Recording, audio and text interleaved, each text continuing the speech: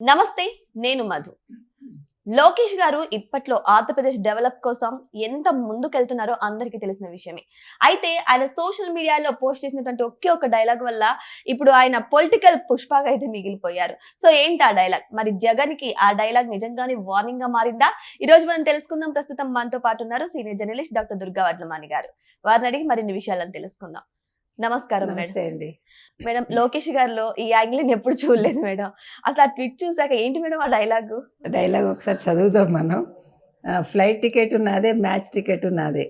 నా దుడ్లతో నేను మ్యాచ్ చూస్తుని, నీ దుడ్లు ఏమైనా ఖర్చు చేస్తున్నా. ఇది చిత్తూరు భాష. అవును, దుడ్లు అని అక్కడ అంటారు. తమిళనాడులో కూడా తెలుగు వాళ్ళు దుడ్లు అంటారు. సో అంటే మీరు అన్నట్టుగా పుష్ప డైలాగ్ చూసారా, మంచి డైలాగ్ చెప్పారు ఈయన. రప్పరప్ప డైలాగ్ చెప్పలా. అవును, వైసీపీ వాళ్ళలాగా. అవును. అంటే మన అవసరానికి మంచి డైలాగ్స్ వాడుకోవచ్చు. అయితే మీరు అన్నట్టుగా లోకేష్ లో ఇంకొక కోణం ఇవాళ కనిపించింది. అవును, అందరూ కూడా లోకేష్ వేస్ట్, లోకేష్ ఏంటి రాజకీయ నాయకుడు, లోకేష్ ఇది, లోకేష్ అది, అమ్మా అసలు ఊదరగొట్టేసి. నిజంగా ఇంకొకళ్ళు అయితే అసలు సైకలాజికల్ గా అప్సెట్ అయిపోయి, అవునా, డిప్రెషన్ లోకి వెళ్ళిపోతారు. ఖచ్చితంగా. కానీ ఆ విషయంలో అప్రిషియేట్ చేయాలి లోకేష్ ని. అంటే చాలా మంది యువత లోకేష్ ని ఆదర్శంగా ఆ విషయంలో తీసుకోవాలి. చిన్న చిన్న విషయాలకు చచ్చిపోవాలనుకోవడం, చిన్న చిన్న విషయాలకు ఆత్మహత్యలు చేసుకుని తల్లిదండ్రులు బాధ పెట్టి, అలాంటి వాళ్ళు లోకేష్ ని మీరు ఆదర్శంగా తీసుకోవాలి. ఎందుకంటే అతను బాడీ షేమింగ్ చేశారు. ఇంకొకటి మీరు గమనించారంటే సినిమాల్లో కూడా మనం చూస్తాం, పాత సినిమాల్లో కూడా పొట్టిదానా, పొడుగుదానా, ఇట్లా డైలాగ్స్ అన్ని మనం చూస్తాం. అంటే అప్పుడు చెల్లింది బండదానా, గుండుదానా, అంటే క్యారెక్టర్స్ అప్పుడు మనకు అది ఏమి తప్పుగా అనిపించలా. కానీ ఇప్పుడు మాత్రం ఈ ప్రెసెంట్ సిచ్యువేషన్ లో మీరు ఎవరిని కూడా ఏది అంటానికి వీల్లేదు.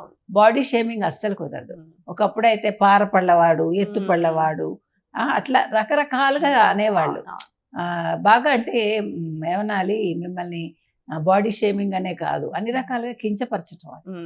కానీ వాటన్నిటినీ తట్టుకుని ఇవాళ పంచులేస్తున్నాడు చూడండి లోకేష్. ఇది కదా అన్నట్టుగా ఇవాళ లోకేష్ కనిపిస్తున్నారు. అయితే ఇది ఎందుకు వచ్చింది ఈ గోలంతా అంటే, ఆయన ఎక్కడికి వెళ్ళినా ప్రభుత్వ ధనాన్ని ఖర్చు చేస్తున్నారు. మొన్న కొలంబోలో జరిగిన భారత్ పాకిస్తాన్ మ్యాచ్ కూడా ఆయనకి టికెట్లు ప్రభుత్వం ఇచ్చింది. ప్రభుత్వ ఖజానా నుంచే వెళ్ళింది. ప్రభుత్వ సొమ్ము ఖర్చు చేశారు అన్నదానికి ఆయన ఈ బదులు చెప్పారు. ఎందుకంటే సాక్షి మీడియా ఏదైతే ఉందో వాళ్ళు వార్తల్లో దీన్ని పెద్ద హైలైట్ చేశారు. దానికి కౌంటర్గా ఆయన నా దుడ్లు నేను ఖర్చు చేస్తే, నా దుడ్లతో నేను టికెట్ కొనుక్కుంటున్నా అన్నట్టుగా ఆయన డైలాగ్ చెప్పడం జరిగింది. సో అందుకని అంటే నేను అనేది ఏంటంటే, ఇప్పుడు జగన్మోహన్ రెడ్డి ఖర్చు పెట్టాడని లోకేష్ ఖర్చు పెట్టారు కదా. ఇప్పుడు జగన్మోహన్ రెడ్డి కంటే ప్యాలెస్లు ఉన్నాయి. జగన్మోహన్ రెడ్డి ఒక మినీ రాజకుమారుడు అనుకుంటాడు, కానీ ప్రభుత్వ ధనాన్ని ఖర్చు పెడతాడు కదా. ఆయన పాపం జీతం తీసుకోడు, ఎమ్మెల్యేగా రూపాయే తీసుకుంటారు. కానీ నాకు జీతం కూడా అక్కర్లేదు, నేను ఉన్నవాడినని ఆయనే చెప్పుకున్నారు. కానీ ఆయన ఇంటి ఖర్చు కోసం 124 కోట్లు ఖర్చు పెట్టుకున్నాడు. అంటే ఇల్లు బాగుల కోసం. అదే విధంగా మనకు తెలుసు, నిమ్మకాయల కోసం ఒకళ్ళు 28 లక్షలు, అదేంటి తాడేపల్లి ప్యాలెస్ లో ఎలకల కోసం 3 కోట్లు. అట్లా మనం పక్కదారిలోంచి డబ్బులు సంపాదిస్తాం. కానీ లోకేష్ ఆ పని చేయట్లా. ఇక్కడ లోకేష్ ఏమో మనకు చుట్టం కాదు, కానీ అంటే వాస్తవం మాట్లాడుకోవాలి అంతవరకు. సో ఇవాళ లోకేష్ ట్వీట్ మాత్రం ప్రజలు చాలా ఫిదా అవుతున్నారు, ఎస్పెషల్లీ యూత్. భలే చెప్పావన్నా అన్నట్టుగా బాగుందండి. సో కౌంటర్ అనేది ఇవ్వాలి. తప్పు చేయనప్పుడు మనం వెంటనే రిప్లై ఇవ్వాలి. అది లోకేష్ చేశారు. You have to appreciate Lokesh. ఇది కౌంటర్ తో పాటు వాళ్ళకి సమాధానం ఇచ్చినట్టు కూడా ఉంది మేడం. అంతే కదా, చెప్పగానే చెప్పడం అంటారు, చెంప చెళ్ళు అనిపించడం అంటారు కదా, అట్లా. కానీ ఇది చూస్తుంటే చాలా మటుకు రాజకీయాల్లో పుష్ప డైలాగులు బాగా వైరల్ అవుతున్నాయి కదా.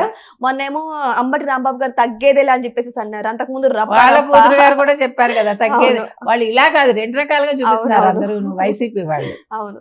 సో డైలాగ్ రైటర్ ఎవరో గానీ అన్ని రకాలుగా ఉపయోగపడుతున్నారు మేడం ఆయన Pushpa. We have to appreciate the dialogue writer.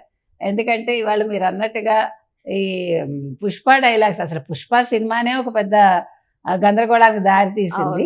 ఆ తర్వాత డైలాగ్స్ ఇప్పుడు రాజకీయంగా బాగా పంచులు వేసుకోవడానికి పనికొస్తున్నాయి. అవును, పుష్ప సినిమాతో చిత్తూరు స్లాంగ్ ఒక లెవెల్ కి వెళ్ళిపోయింది. ఇప్పుడు లోకేష్ గారి డైలాగ్ తో ఇంకా ఏ రేంజ్ ఆయన చిత్తూరు అయినా కదా. అవును, రూట్స్ అక్కడే కదా. అవును. చిత్తూరాలతో పెట్టుకుంటే అలా ఉంటుంది అనమాట. అవును. కానీ ఈ డైలాగ్ మాత్రం ఇప్పుడు వైరల్ గా అవుతుంది. మరి ఈ డైలాగ్ కి మరి వైసీపీ వాళ్ళు ఎలా స్పందిస్తారంటారు మేడం? చూద్దాం వాళ్ళేం కౌంటర్ ఇస్తారో.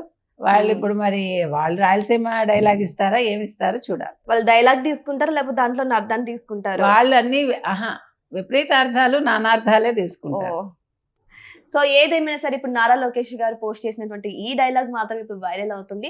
మరి ఈ డైలాగ్ విషయంలో మరి వైసీపీ వాళ్ళు ఎలా స్పందిస్తారు అనేది వెయిట్ చేసి చూద్దాం. Thank you so much. Thank you.